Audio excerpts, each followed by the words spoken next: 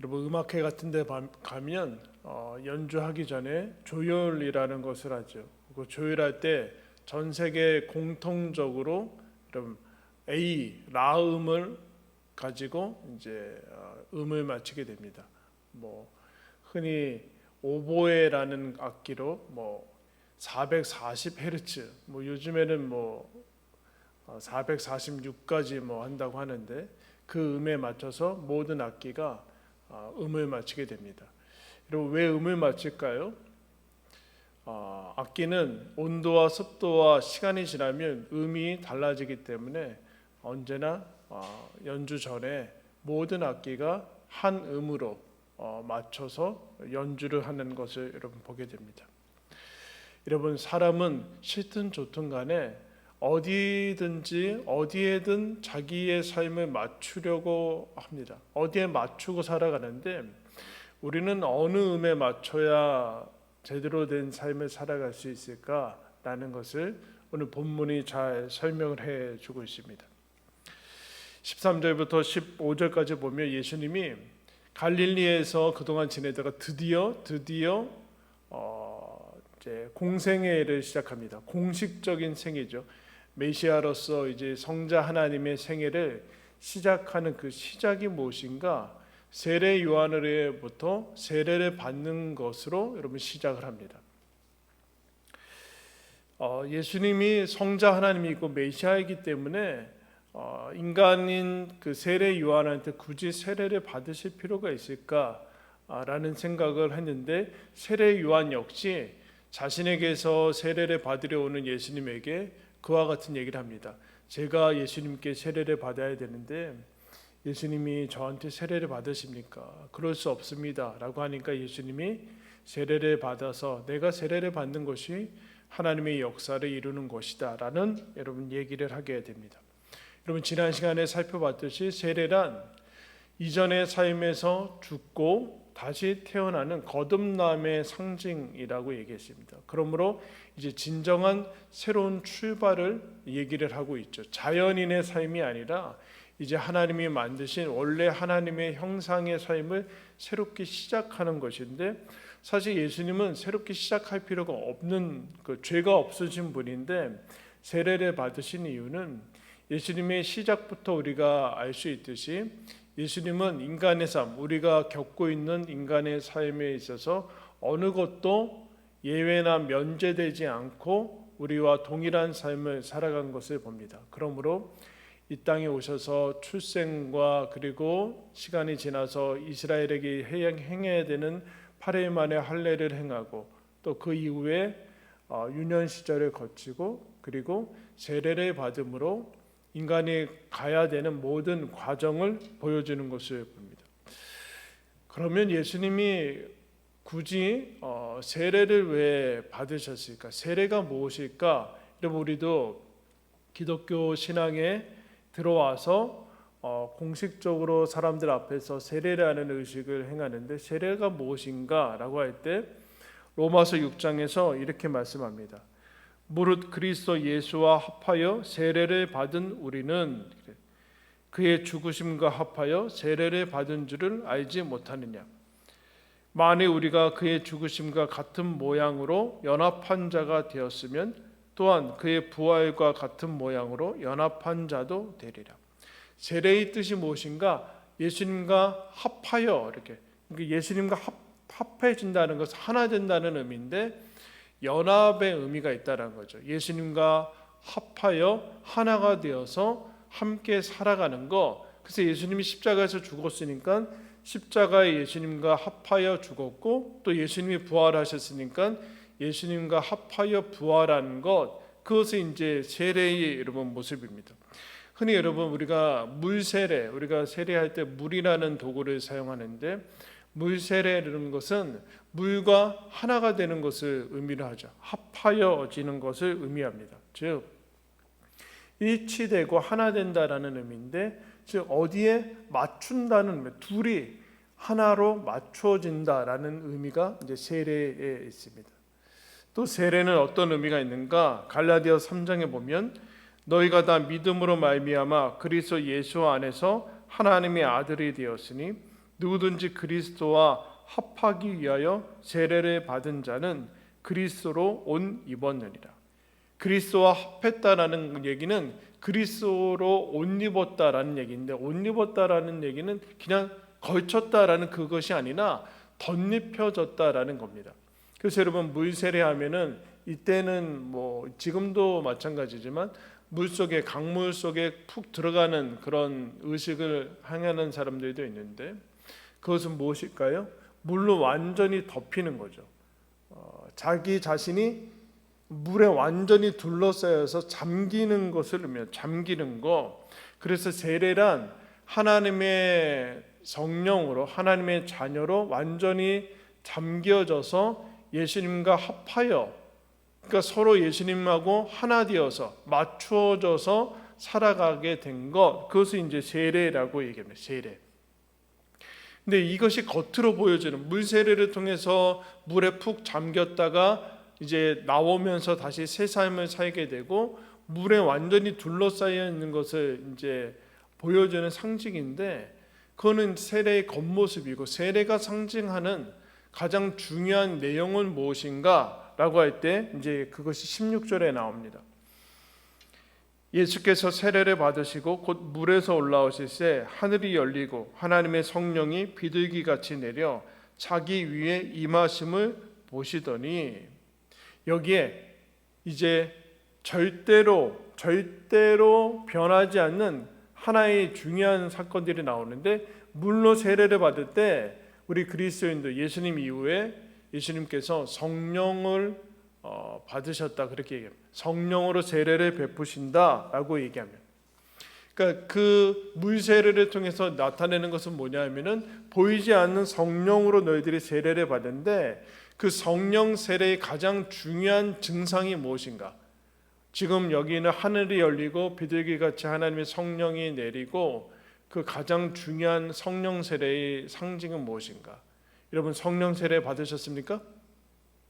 그러면 이제 우리가 느낌으로는 내가 갑자기 이제 아주 기적적인 신비한 체험을 한다든가, 아니면 그와 같이 자꾸 몸이 어떻게 된다든가 자꾸 그렇게 생각하는데, 그렇지 않고 성령 세례의 가장 중요한 증거는 무엇인가? 17절 말씀 우리 다 같이 한번 읽겠습니다.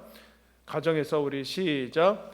하늘로부터 소리가 있어 말씀하시되 이는 내 사랑하는 아들이요 내 기뻐하는 자라 하시니라.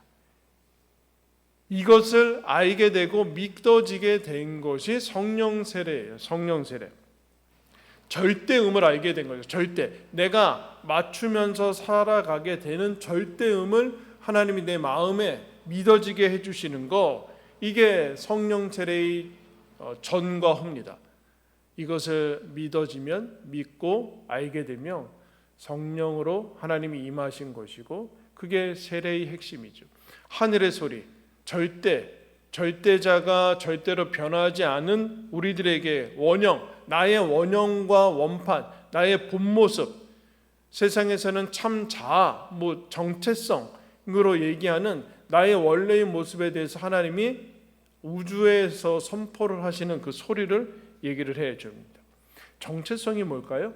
어디에 나를 자꾸 일치시켜 나가는 게 정체성인데, 거기에 이제 자아의 아주 중요한 모습들이 등장하고 있죠. 그게 무엇인가? 나는 하나님의 사랑하는 자녀고 내 기쁨이다라고 선포하는 것이죠. 선포하는 거. 그래서 성경 전체가 선포하는 것이 무엇인가? 하나님이 나를 사랑한다라는 거예요. 여러분, 우리가 잘 아는 찬송가 중에 예수 사랑하심을이라는 찬송이 있는데, 그게 영어 찬송인데 번역한 것 아닙니까? 거기에 처음에 이래요. Jesus love me. 예수님이 날 사랑하는 거. 그 다음에 이렇게 나와요. This I know. 이건 나는 안다. 이걸 내가 아는 게 여러분 믿음이고 성령 세례죠. 왜 아는가? 거기에 그렇게 나와. 성경에 써 있기 때문이다. 이렇게 얘기합니다.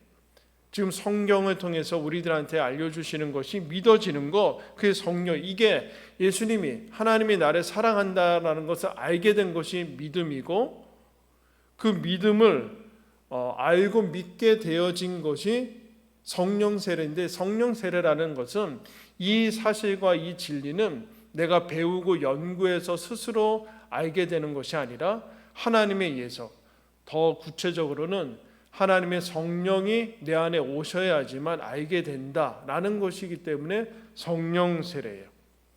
그게 거듭남과 자녀됨의 새 출발이고 하나님으로부터 주어진 것이다. 이거야말로 선물이다라는 것을 얘기를 하죠. 그래서 믿음의 삶이란 무엇인가?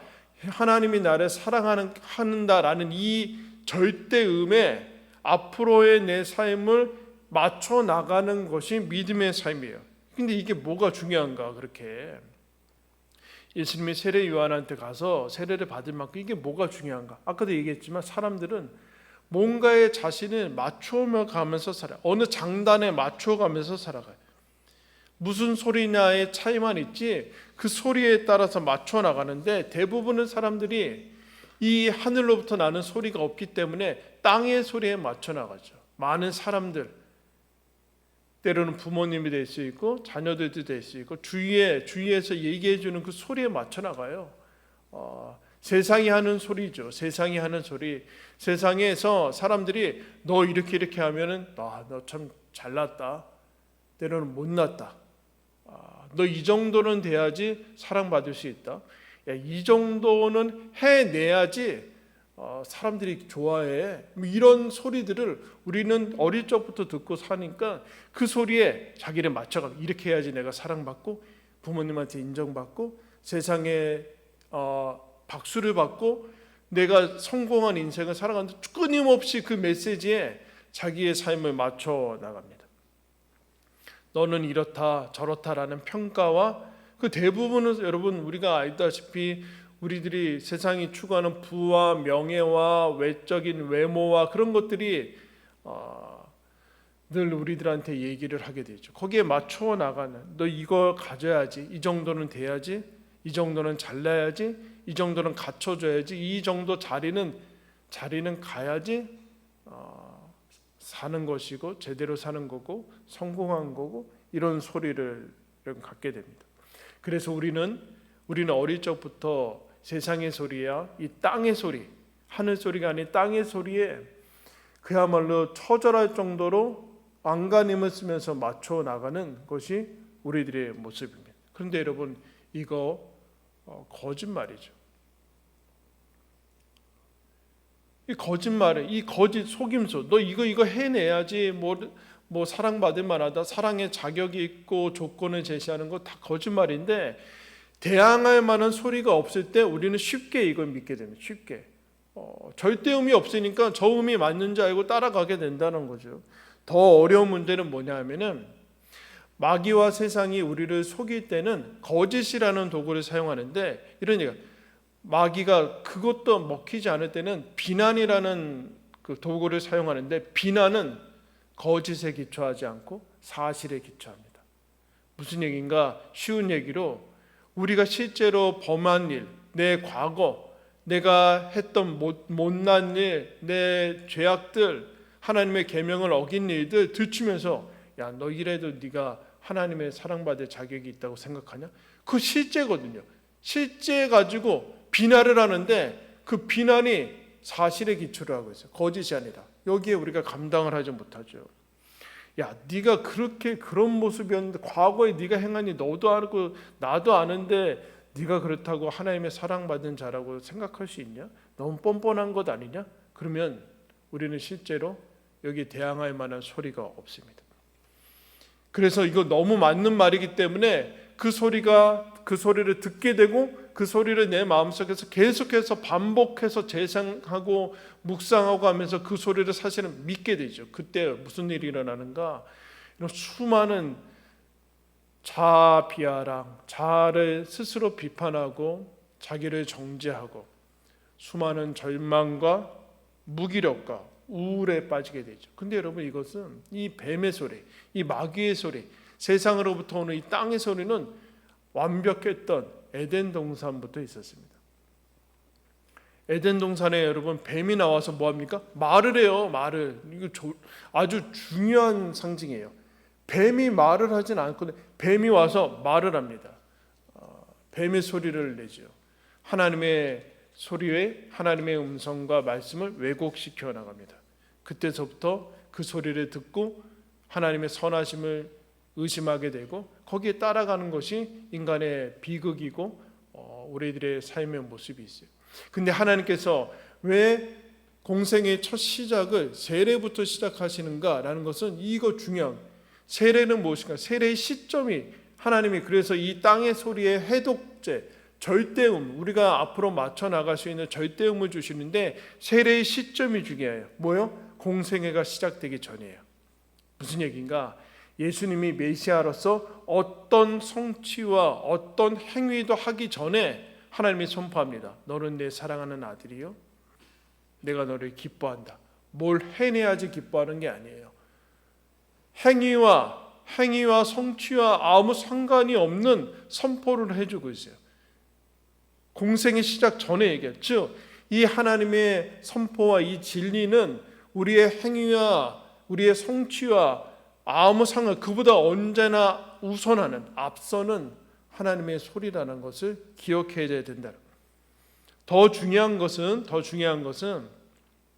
이 선포는 십자가 전에 선포됩니다. 나중에 변화산에, 십자가 지시기 전에 변화산에서 이 음성을 다시 들려주시는데 왜 그럴까요, 여러분?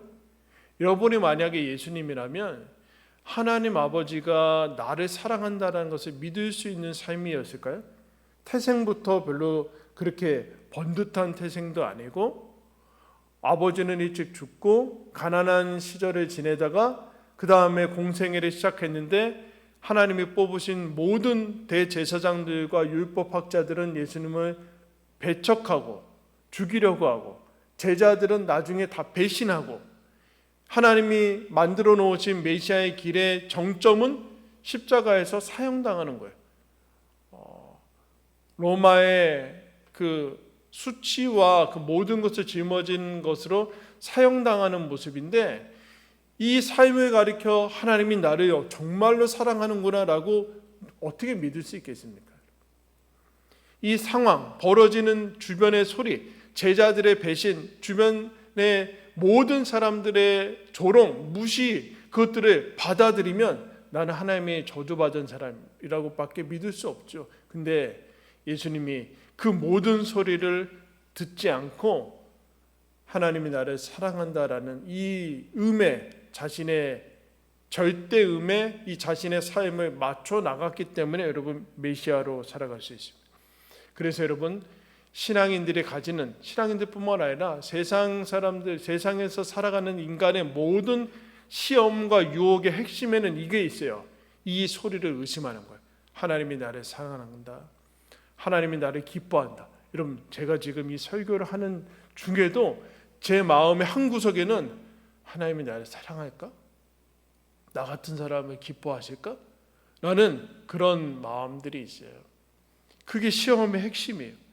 여러분, 그래서 이게 중요한가? 그래서 믿음의 삶이라 아까 이 소리에 맞춰 나가는 삶이라고 했는데 무슨 얘기인가? 앞으로 내 삶에 무슨 일이 닥쳐도, 무슨 일이 벌어져도, 세상이 불행이다, 실패다라는 꼬리표를 붙여놓은 재난이다라는 그 어떤 일들이 벌어져도 너 이 음을 기억하면서 하나님이 너 사랑한다라는 사실을 믿으면서 그 눈으로 세상을 살아가라라는 것이, 여러분, 그게 믿음이에요. 공생의 전에, 십자가 전에 하나님께서, 예수님이 이 말씀 주셔서 여기에 맞추지 다른 소리에 맞추지 않아요. 여러분, 요새 구급차나 119 이런 거에 보면 사이렌 소리 들리죠. 이런 사이렌이라는 그 어원을 여러분 아십니까? 많이 알려질 텐데, 신화에 나오는 거, 오디세이아의 신화에 나오는데, 그 뱃사람들이 어느 섬을 지나가는데 거기에 사이렌은 이제 악귀죠. 가 살아요. 반은 새고 반은 인간이고, 어떤 데는 반은 사람이고 반은 이제 그 물고기, 생선, 물고기. 그게 반반 이렇게 돼, 반인 반조, 반인 반 이제 언제 이 사람 이 이제 님프죠. 이게 아름다운 목소리로 뱃사람들을 현혹합니다. 그 노래 소리만 들으면 사람들이 다 좌초를 하고 물에 빠지고 그래서 다 죽어요. 다 잡아먹어요. 그래서 오디세우스라는 사람이 이 사실을 알고 트로이 전쟁에서 이긴 다음에 집으로 돌아가야 되는데 그 사이렌이 있는 섬으로 지나가야 돼요. 그래서 이것을 다 알았기 때문에 선원들의 귀를 다 막습니다. 밀랍으로 다 막아버려. 그 소리 못 듣도록. 그리고 자기는 그 돛대에다가 꽁꽁 묶어서 지나갑니다. 그런데 그 섬에 가니까 역시 사이렌 소리가 들리죠. 그 묶여 있는데 그 소리를 듣고 바다에 빠지려고 못 견뎌가지고 바다에 빠지려고 하는데 선원들이 다 귀가 막혀가지고 그 사람을 풀어주지 않아서 무사히 무사히 통과합니다. 이 사이렌의 그 상징과 용어들을 어느 커피숍에서 쓰고 있죠, 여러분. 그 소리 듣고 다 들어오라는 얘기예요, 그 커피숍으로. 그런데 오늘날에는 그 소리를 들으면 위급하고 어려운 그 경고의 의미가 담겨져 있는 것이죠. 여러분, 그 사이렌 소리를 듣고 거기에 빠지지 않을 정도로 귀를 막고 어디에 묶어둘, 자기를 붙잡아둘 소리가 있냐는 문제. 없으면 우리는 다 빠져 죽는 거예요. 야, 너 이것도 못하냐? 네 인생 불행한 거야. 너 이것도 없어. 너는 하찮은 거야. 거기에 대항할 만한, 그 소리를 잠잠케 할 만한 소리가 없다면 우리는 계속 거기에 시달리면서 가는 거예요. 그래, 나는 못났다. 나는 무능력해. 나는 하찮아. 심지어 주변에서 또 나를 낳아준 부모님도 때로는, 나를 사랑하는 옆에 있는 가족들도, 여러분, 하늘 소리가 없다면 헛소리들을 할 때가 있어요. 그때 주님께서 이 세례를 통해서 우리들한테 세상의 소리를 잠잠케 해줄 절대로 변하지 않는 절대음을 우리들한테 주세요. 그게 뭔가, 너는 내 사랑하는 자녀고 내가 너를 기뻐한다. 할렐루야. 이 사실을 안 사람들이 믿음의 사람들이죠. 내 앞에서 무슨 일이 닥치든지 간에 하나님이 나를 사랑한다. 이게 변할 수 없는 진리다. 사실을 넘어서는 진리다라고 얘기해요. 그래서 여러분, 이 하늘 소리를 확장시켜 놓은 게 로마서 8장의 마지막 부분이죠. 사도 바울이 이런 얘기를 해요. 누가 우리를 그리스도의 사랑에서 끊을 것이냐? 환난이냐, 공고냐, 박해냐, 기근이냐, 헐벗음이냐, 위험이냐, 칼이랴. 기록된 바 우리가 종일 주를 위하여 죽임을 당하게 되며 도사에 당할 양같이 여김을 받았나이다. 하나님이 우리를 사랑하는데 어떤 것도 끊을 수 없는데, 그런데 우리는 언제나 세상에 도사에 당할 양같이 그런 취급을 받았습니다. 그러면 우리는 분명히 하나님이 나를 사랑하지 않아, 그렇게 믿을 텐데 그렇지 않고, 그러나 이 모든 일에 우리를 사랑하시는 이로 말미암아 우리가 넉넉히 이깁니다. 여러분, 사도들은, 믿음의 사람들은 나에게 닥치는 상황과 사건과 그 일들로 하나님의 사랑을 판단하지 않았어요. 내가 무슨 취급을 받던 하나님은 나를 사랑하신다. 그 사랑하는 이로 말미암아 넉넉히 이긴다. 이렇게 얘기를 하고 있어요. 우리는 일만 안 되면, 실패하면, 무슨 소유가 덜어지면, 벌이가 제대로 안 되면, 내가 원하는 일이 안 되면 하나님의 사랑을 의심하는데 그거와 연결을 시키지 않았어요. 그러면서 이런 얘기예요. 내가 확신하노니 사망이나 생명이나 천사들이나 권세자들이나 현재일이나 장래일이나 능력이나 높음이나 깊음이나 다른 어떤 피조물이라도 우리를 우리 주 그리스도 예수 안에 있는 하나님의 사랑에서 끊을 수 없으리라. 여러분, 이게 그리스도인이 가진 가장 중요한 것이죠. 하나님의 사랑. 그로 말미암아 나의 나됨을 어디에서 확인할 것인가? 나의 모습으로도 확인하지 말고 이 소리로 확인하라는, 이 소리로, 이 절대음으로 확인을 해라. 너 여기에 맞추면서 살아라. 나머지 소리는 막으라, 제거해라. 이 소리를 반복으로 재생해라. 그런 얘기를 하고 있어요. 사랑하는 메시지교회 성도 여러분, 우리는 2년 가까이, 1년 반 넘게 어려운 시기를, 답답하고 힘겨운 시기를 보내고 있습니다. 그런데 하나님께서 우리들한테 이 소리를 다시 들려주세요. 너는 너희는 내가 사랑하는 자녀들이고 내 기쁨이다 라고 얘기합니다. 이 소리를 따르며 이 소리에 잠기고 이 소리에 일치시키면서 살아가라 라는 하나님의 음성입니다. 여러분, 이 음성이, 이 절대음이 우리가 살아갈 이유고 다시 일어설 이유고 삶의 힘이고 용기인 것을 여러분 기억합니다.